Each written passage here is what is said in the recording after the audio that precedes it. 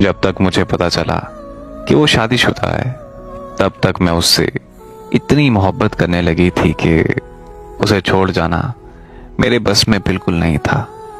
ये जानते हुए भी कि उसके बीवी और बच्चे भी हैं, फिर भी मैंने उससे शादी कर ली। शादी के बाद उसने मुझे एक अलहदा घर लेके दिया। शादी का मेरे घर वालों को तो पता ही था, लेकिन उसने अपनी फैमिली को नहीं बताया हुआ था कि उसने दूसरी शादी भी कर ली है। वो हफ्ते में 3 दिन मुझसे मिलने आता था और बाकी के 4 दिन अपनी पहली बीवी और बच्चों के साथ गुजारता था।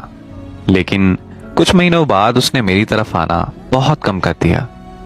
मुझे जो वक्त उससे चाहिए था वो मुझे नहीं मिल पा रहा था, जिसकी वजह से हम में काफी झगड़े चलने लगे। मैं उसके इंतजार में सारी सारी रात रोती रहती थी, लेकिन उसे मेरा जर्रा बराबर भी एहसास नहीं होता था, बल्कि उसने मुझसे मिलना बिल्कुल बंद कर दिया, जिसकी वजह से मैं डिप्रेशन की मरीजा बन गई। तब मेरी जिंदगी में एक लड़का आया जो मेरा बहुत एहसास करने लगा। वो लड़का मुझे मोहब्बत और वक्त देने लगा। मैं डिप्रेशन से बाहर आने लगी और अपनी जिंदगी में काफी खुश रहने लगी थी। एक दिन उस लड़के ने कहा कि वो मुझसे मिलना चाहता है, तो मैंने उसे अपने घर बुला लिया और हम दोनों में वो सब हो गया जिस पे सिर्फ और सिर्फ मेरे शौहर का हक था। अभी वो लड़का मेरे घर ही था कि अचानक से मेरा शौहर आ गया। उसने हमें एक साथ देख लिया। मेरे लाख माफियां मांगने के बावजूद भी मेरे शौहर ने मुझे तलाक दी थी।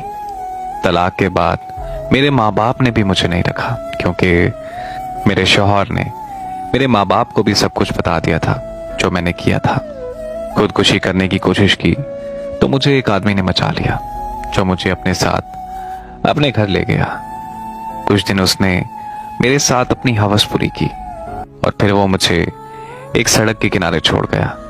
उसके बाद मेरी जिंदगी में जो भी आदमी आता, वो अपनी हवस पूरी करके और चंद पैसे देकर मुझे छोड़ जाता, और मुझे पता भी नहीं चला कि मैं कब कॉल गर्ल बन गई।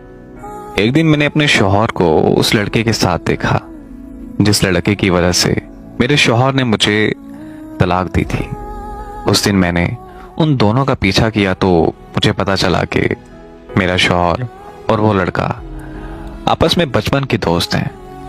मुझे उस दिन हकीकत जानकर बहुत तकलीफ हुई कि कैसे साजिश करके मुझे तलाक दी गई।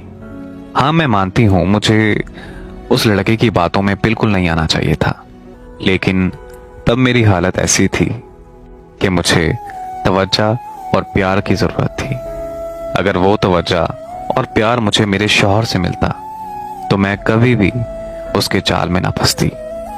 मुझे नहीं पता कि आज मेरी जिंदगी को तबाह करने वाली मैं खुद हूं या फिर मेरा शौहर, लेकिन मैं जिस दलदल में फंस चुकी हूं, अब वहां से निकलना मेरा मुश्किल ही नहीं, नामुमकिन सी बात है, क्योंकि एक कॉल गर्ल को ये जमाना कभी अपने घर की इज्जत नहीं बनाता। इस कहानी से एक सबक सीखने को मिलता है कि जब आपका किसी मर्द के साथ निकाह हो चुका है, तब आप उसकी अमानत हैं। चाहे वो आपको टाइम दे या ना दे, आप उसकी इज्जत हैं। ये सब कुछ आप पर डिपेंड है कि आप उसकी अमानत में खयानत करती हैं या फिर नहीं। एक औरत हमेशा 4 दीवारी में ही अच्छी लगती है और अपने शौहर के साथ खूबसूरत लगती है, चाहे उसका शौहर कितना ही जालिम क्यों ना हो। वो अपने शौहर की इज्जत होती है, उसका मान होती है। मेरी दुआ है कि अल्लाह पाक हर इंसान को नेक अमल करने की तौफीक अता फरमाए और हर इंसान को नेक हिदायत से नवाजे। आमीन।